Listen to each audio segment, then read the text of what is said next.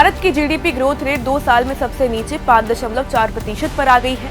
इससे बात साफ है, भारतीय अर्थव्यवस्था तब तक तरक्की नहीं कर सकती जब तक इसका फायदा सिर्फ गिने चुने अरबपतियों को मिल रहा हो।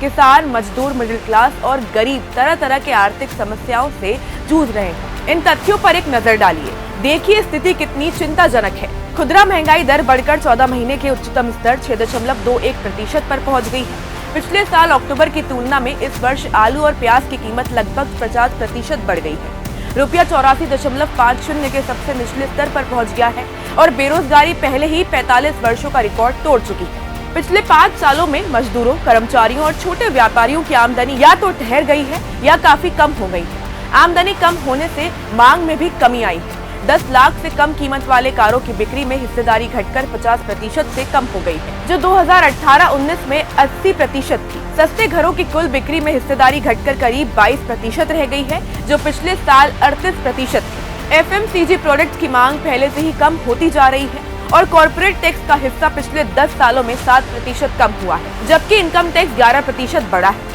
नोटबंदी और जीएसटी की मार से अर्थव्यवस्था में मैन्युफैक्चरिंग का हिस्सा घटकर 50 वर्षों में सबसे कम सिर्फ 13% रह गया है। ऐसे में नई नौकरियों के अवसर कैसे बनेंगे? इसलिए भारत की अर्थव्यवस्था के लिए एक नई सोच चाहिए और बिजनेस के लिए एक न्यू डील उसका अहम भाग है। सबको समान रूप से आगे बढ़ने का अवसर मिलेगा, तभी हमारी अर्थव्यवस्था का पहिया आगे बढ़ेगा।